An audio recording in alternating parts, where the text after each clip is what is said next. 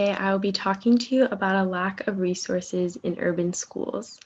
Now, I know probably, hopefully, for most of us, this is not a new idea to us. I think that all of us growing up in America definitely know that there's a wide discrepancy between the quality of public schools in this country. And so I don't think it's a surprise to any of us that the lack of resources in some public schools is a huge problem. And today I'm going to be talking about why this is such a big problem, what's being done to solve this problem, and what I think should be the next steps in finding a solution to solve this lack of resources in urban schools. So, to begin, I just want to do a little activity. I just want us to actually think through what are the types of resources that are either found or lacking in public schools. And so, some that I came up with, and this is not a complete list, and there are a ton of resources that are very necessary for students to succeed in school. However, these are some that came to mind when I did this activity. So first that came to mind was books. You need books in order to cultivate reading and writing skills. School nurses. I think that it is extremely important that the physical well-being of children in schools is tended to. We have art supplies and gym equipment. School counselors, similar to school nurses, the physical as well as the emotional well-being of students is extremely important, and students should feel as though their emotional well-being is valued in a school along with their academic success. And then quality educators and technology. Even the fact that I'm giving this talk over Zoom from my home just shows how important technology is to both academic and professional life. And so for some students to not have access to any technology, not only are they not gaining skills that they need for the future, but they are falling behind their peers in other schools who are gaining email and Zoom and PowerPoint and all these other skills that are going to be necessary in their adult lives because it's already necessary now. So the next image I'm going to show you, this is a picture of me in elementary school. And while I grew to hate the Mary Janes and the plaid skirt, I find this picture is actually extremely important when we are talking about the discrepancy in resources between schools. I went to a private school for elementary school, and it made me start to think about what was my experience in the classroom.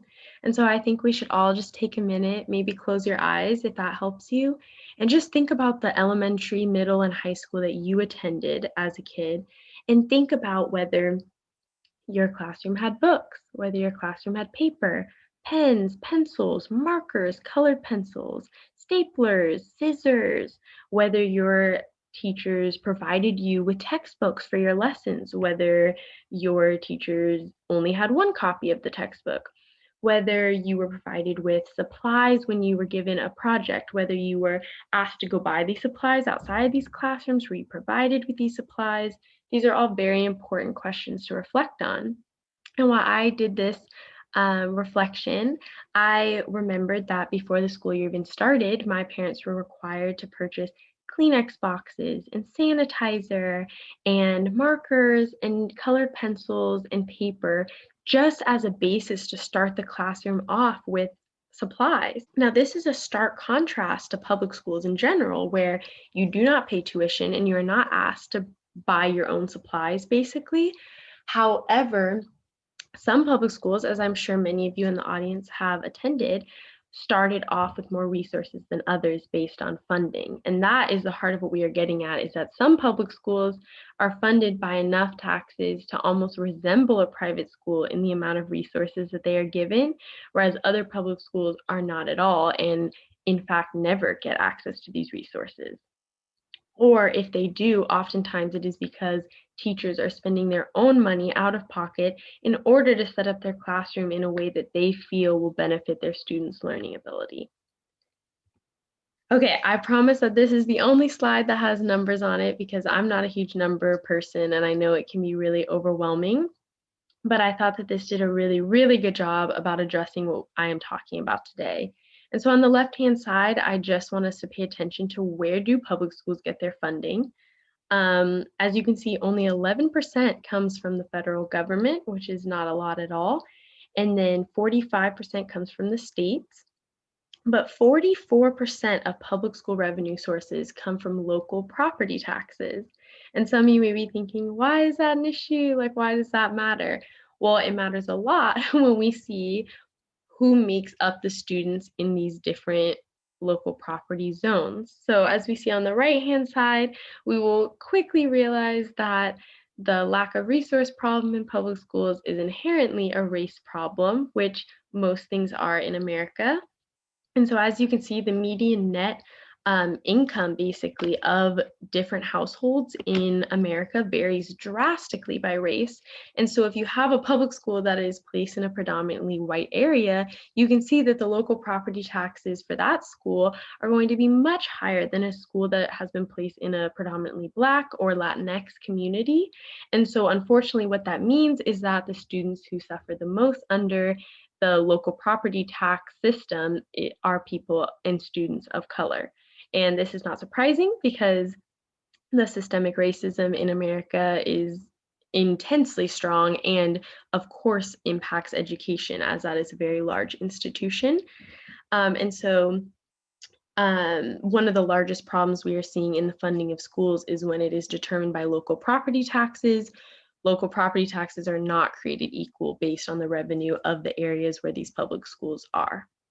And so I want to talk a little bit about what is being done to address these issues.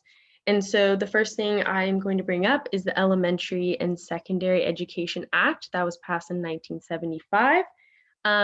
This act did a lot. It basically can declare certain schools under Title I. It can declare certain schools Title I schools based on the population of the students, like socioeconomic status. However, as you can see, this was passed in 1975, and as we know, we are still dealing with this lack of resource problem today. So clearly this act was not a fix-all solution, and we might be wondering why, like why not? And so I did some research and I found that in order for a school to qualify as a Title I school, 60% of the students attending the school must live in poverty. And while that is great that if 60% of students in a school live in poverty, that the school gets extra funding, 60% is a really high margin and a very arbitrary margin of poverty. And something that was coming up is the fact that some students who may come from a very low income area, they may move to an area that's slightly better or may attend a school that has a slightly better proportion of poor and non-poor students. And even if half the students attending a school are poor, the school does not qualify for aid. So that is a very stringent margin of who qualifies for aid and who does not. Additionally, the aid that is given to these schools, it is monitored very closely to see what the schools are spending the money on. And a lot of times the resources that schools think that they should purchase for their students is not approved by the funding under the Title I Act. And so unfortunately, we see a disconnect between the funding and the resources that are able to be purchased with this funding. So that is a pretty big issue, I would say. Secondly, we have promise zones, which was passed under the Obama administration in 2014. This similarly he basically wanted to see which regions are the most impoverished, and we're gonna give extra aid to the schools in this region. But similarly to the first act, it was competitive on who qualifies to become a promise zone, basically. And so because of this intense competition, we see how many schools actually are benefiting from this act.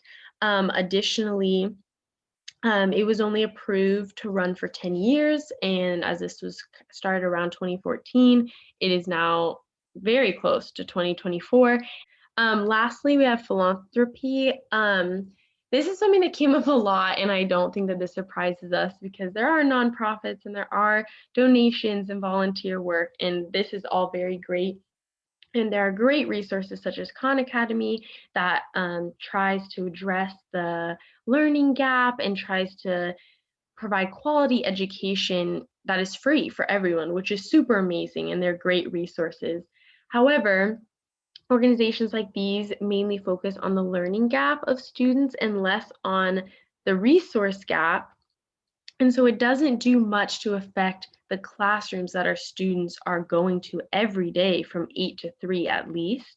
And I think that it is a big, big issue if a student is walking into class that does not have paper, that does not have colored pencils, that does not have any textbooks or quality equipment, no technology. And so while yes, it is great that they can learn lessons online for free, I think it would be more worthwhile if we could address the schools that our students are spending the majority of their time in basically every single week. And so after I've just basically deconstructed every solution that has been proposed for the lack of resources in urban schools, I'm sure you're wondering, is there a solution? What is the point of this talk? And so I do just want to say, although I criticize the acts that have been passed before, I am only doing so to push us into thinking on a larger scale and thinking on a more imminent scale of we need to fix these issues now instead of a long-term solution that may take years to start working. Like, this is a need that students every day are going into school and facing this lack of resources. So this is a huge problem that I feel needs to be addressed quicker and with more care than is being given right now. Some things that I came up with building on previous proposals and combining things that I read and other TED Talks that I did watch. Um, Even though these things may seem more revolutionary, I really don't think that they are when we actually consider the revolutionary harm that's being done by not doing these things. Something that I think is a flaw in our funding school system is I do not think that the local tax should fund schools. I feel that this is inefficient and just continues the wage and learning and resource gap that is present in America. I think instead we should take all the school taxes that come from every area, and I think we should redistribute them equally. And there we get into the issue of redistribution. However, I do think that at least at that point, all public schools would be created equal, and they would at least start at a baseline of, okay, they have equal funding because all the taxes have just been redistributed equally. So I feel like that would go a long way. I also think that taxing the wealthier at higher rates would also go a long way. If that extra money could also be redistributed, it could make up for some of the people who are being taxed who really shouldn't be getting taxed at all. So I think this would benefit education as a whole.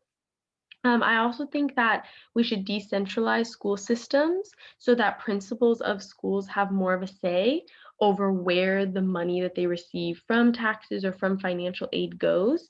I think there can oftentimes be a large disconnect in what the state or the federal government thinks schools need and what a school actually needs. And I think who better to say what a school needs than the people in the school, so the teachers and the principals. And so I think that that will go a long way in making sure that students are getting the resources that they actually need and not the resources that the government may think that they need.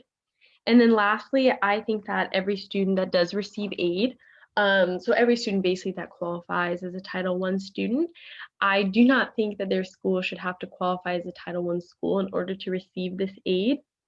I think that if a student would qualify for Title I aid, no matter what school they go to, they should get to carry that aid with them. And that way, if a student is going to a school in a better area, but they are from a low income family, they still are receiving aid to buy books and buy the resources that they truly need to even get on an equal playing field with their peers. And similarly to how financial aid follows college students, the aid that I get from the government, I can use towards whatever school I got into and am attending. I feel that there should be a similar system for students who are in elementary, middle, and high school, because it's truly not fair to punish the students for the wealth of the entire school in general. And yeah, so I know that this is a overwhelming topic and it's honestly overwhelming to think about, but I would urge you, if you do have the resources, please do donate to schools that are in need of resources. A little can go a long way when we are talking about things such as colored pencils and markers and paper. even more so if your child attends an affluent school, going to the school board and suggesting that, hey, can we partner with this school in a lower income area to share some of our resources? Because at the end of the day, education in America is not a competition, and the more educated that all Americans are, the more prosperous our country will be. And so we should not be viewing this as an individualized, competitive sphere. This should be a collaborative, sharing moment where we all want each other to succeed. And then lastly, I would say when you're voting, make sure you are voting for the people and the acts that will increase funding for schools rather than cutting it, because what we are seeing over the years is that the cutting of funding for schools is primarily affecting students of color, and that is a huge issue and contributes to the racist wealth and economic gaps and educational gaps that we are seeing in this country. Thank you for coming to my TED Talk.